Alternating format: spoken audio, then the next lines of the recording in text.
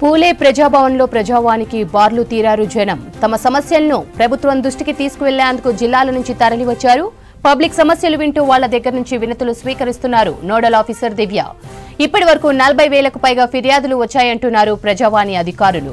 ప్రజల సమస్యలు తీర్చేందుకు సంబంధిత అధికారులను పంపుతున్నామంటున్నారు అధికారులు. మరిన్ని డీటెయిల్స్ శ్రవణ్ అందిస్తారు. శ్రవణ్, ప్రజాభవన్లో ప్రజావాణి అప్డేట్స్ ఏంటి? ప్రజాభవన్లో ప్రజావాణి కార్యక్రమం ఒక 10-15 నిమిషాల క్రితమే స్టార్ట్ అయింది. ప్రజావాణికి సంబంధించిన నోడల్ ఆఫీసర్ దివ్య కూడా ఇప్పుడే ప్రజావాణి కార్యక్రమంకి చేరుకున్నారు. డిప్యూటీ కలెక్టర్లతో పాటు తహసీల్దార్లు, రెవెన్యూ అధికారులు, జిహెచ్ఎంసీ అధికారులతో కలిసి ఆమె వచ్చినటువంటి విజ్ఞప్తులు అన్ని కూడా రిసీవ్ చేసుకుంటున్నారు. ఇప్పటి వరకు దాదాపుగా 40,000 దరఖాస్తులు వచ్చినట్లు అధికారులు స్పష్టం చేశారు. ప్రస్తుతం మనం ప్రజాభవన్ దగ్గర ఉన్నాం. ప్రజావాణి కార్యక్రమంలో వాళ్ళకు ఉన్నటువంటి ఇబ్బందులను అధికారుల దృష్టికి, రాష్ట్ర ప్రభుత్వం దృష్టికి సమర్పించిన తర్వాత జనము బయటికి వస్తున్నటువంటి దృశ్యాలు, లేదంటే లోపలికి వెళ్తున్నటువంటి దృశ్యాలు మనము ఇక్కడ గమనించవచ్చు. గతంలో అంటే గడిచినటువంటి 10 సంవత్సరాల్లో ఇక్కడ చాలా నిర్మానుష్యంగా ఏ ఒక్క జనము ఇక్కడ నుంచి వెళ్లేందుకు అసలు వీలు లేకుంటుండే. కానీ ఇప్పుడు జనం తాకిడి చూడొచ్చు మనం. Every Tuesday and every Friday ఈ విధమైనటువంటి తాకిడే ఇక్కడ కనిపిస్తూ ఉంది. మరోవైపు ఇటువైపు గమనిస్తే జనంతో పాటు మీడియాకు సంబంధించిన వాళ్ళు వాళ్ళ సమస్యలను రాష్ట్ర ప్రభుత్వం దృష్టికి తీసుకెళ్లేందుకు, లేదంటే ప్రపంచం దృష్టికి తీసుకెళ్లేందుకు ఇక్కడికి వస్తున్నటువంటి పరిస్థితి ఉన్నది. ఇటువైపు మనం గమనిస్తే చాలామంది ఇక్కడికి వచ్చినటువంటి పరిస్థితి ఉన్నది. ఓ పెద్ద మనిషి ఉన్నారు.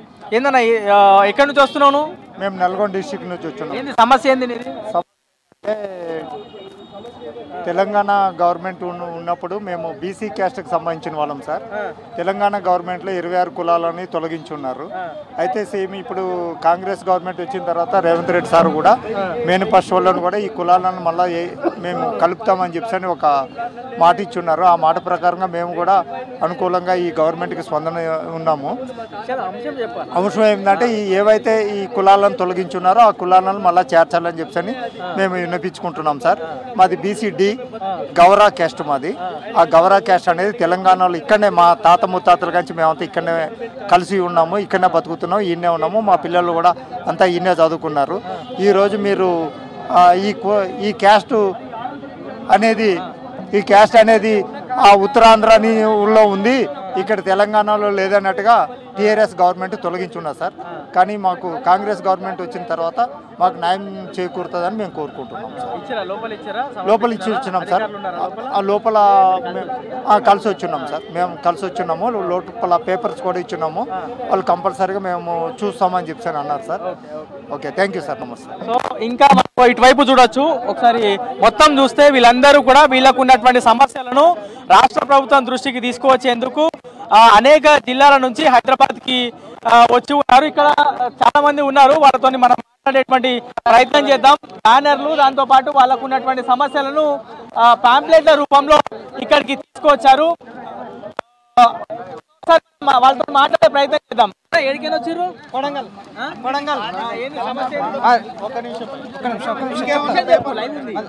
మాది కొడంగల్ నుంచి వచ్చాము. ట్రాన్స్ఫర్ రిపేరింగ్ వర్కర్లు. మేము 15 ఏళ్ళ నుంచి పనిచేస్తున్నాం. మాకు జీతాలు 7-8 వేల జీతాలు. మాకు ఏమిటికి ఈపీఎఫ్ లేదు, ఈఎస్ఐ లేదు అన్నా, ఈపీఎఫ్ లేదు, ఈఎస్ఐ లేదు. మాకు చాలా జీతాలు ఉన్నాయి.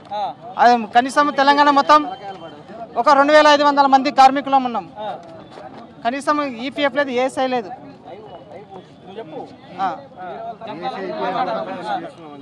అన్న, తెలంగాణ రాష్ట్ర వ్యాప్తంగా వివిధ ట్రాన్స్ఫార్మర్ రిపేరింగ్ సెంటర్లలో, మరమ్మతు కేంద్రాల్లో మేము గత 25-30 ఏళ్ళ సంధి పనిచేస్తున్నాం.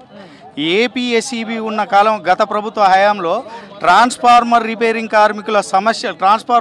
కార్మికులు ఎవరైనా ఉంటే వారిని విద్యుత్ సంస్థలో విలీనం చేసుకునేవారు గత ప్రభుత్వాలు.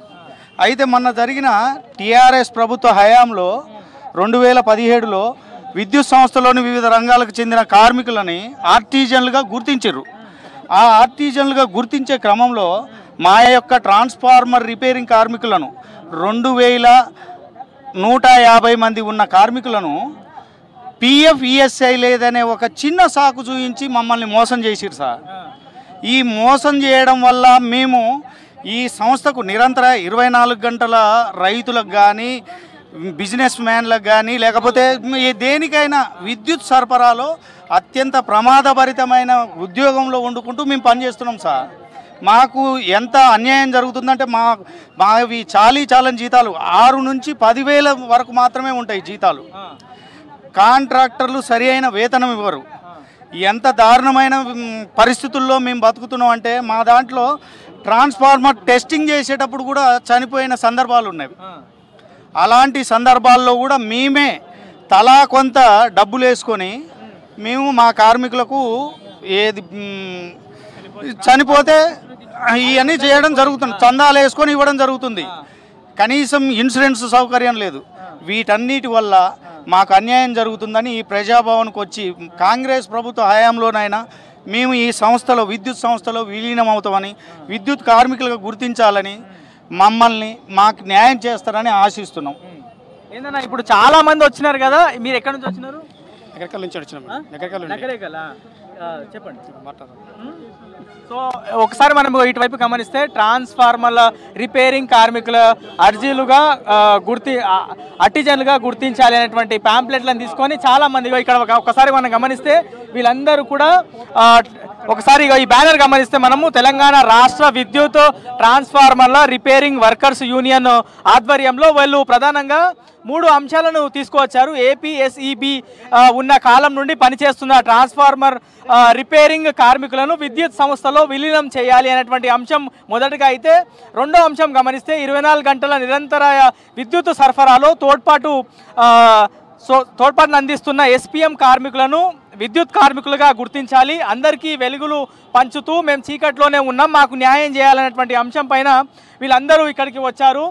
రాష్ట్ర ప్రభుత్వం దృష్టికి ఈ అంశాన్ని గడిచినటువంటి 10 సంవత్సరాల్లో మా ఇబ్బందులను మా సమస్యలను ఎవరు పట్టించుకోలేదు. ఇప్పుడు కాంగ్రెస్ ప్రభుత్వంలో మాకు న్యాయం జరుగుతున్నటువంటి భావనతోని ఇట్లా అనేక జిల్లాల నుంచి వీళ్ళు ట్రాన్స్ఫార్మర్కి సంబంధించిన రిపేర్ వర్క్ చేసే వాళ్ళు, ఇట్లా రైతులు కావచ్చు, లేదంటే భూమి కబ్జా అయినటువంటి బాధితులు కావచ్చు, ఇట్లా చాలామంది కూడా ప్రజాభవన్కి చేరుకుంటున్నారు. తెల్లవారుజామున చాలా చలి ఎక్కువ ఉన్నప్పటికీ కూడా వాళ్ళ సమస్యలను ప్రభుత్వం దృష్టికి తీసుకెళ్తే అవి తీరుతాయనేటువంటి భావనతో, అనేటువంటి ఆలోచనతో, ఆశతో హైదరాబాద్లోని ప్రజాభవన్కి చేరుకుంటున్నారు. ఇట్లా ఇప్పటి వరకు దాదాపుగా 40,000 ఫిర్యాదులు అంటే దరఖాస్తులు రాష్ట్ర ప్రభుత్వం దృష్టికి ప్రజావాణి ద్వారా చేరాయి.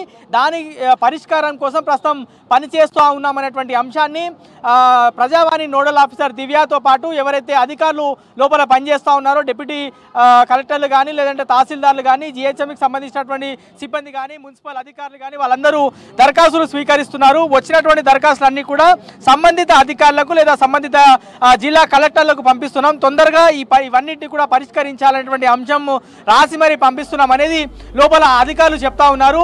దీనికోసం ప్రత్యేకంగా ఒక సాఫ్ట్వేర్ కూడా రూపొందిస్తున్నాం అనేటువంటి అంశాన్ని కూడా వాళ్ళు స్పష్టం చేశారు. సో ఓవరాల్గా ప్రజాభవన్లో ప్రజావాణి ద్వారా రాష్ట్ర ప్రభుత్వం దృష్టికి వాళ్ళ ఇబ్బందులను తీసుకువెళ్తే సమస్యలు తీరుతాయి, ఆ సమస్యలు పరిష్కారం అవుతాయనేటువంటి ఆలోచనతోనే చాలామంది జనం వస్తున్నారు. అవన్నీ తొందరగా పరిష్కారం కావాలని మనం కూడా కోరుకుందాం. ఇది ప్రస్తుతం ప్రజాభవన్ దగ్గర జనం ఉన్నటువంటి తాకిడి, వాళ్ళ ఇబ్బందులకు సంబంధించిన పూర్తి అప్డేట్.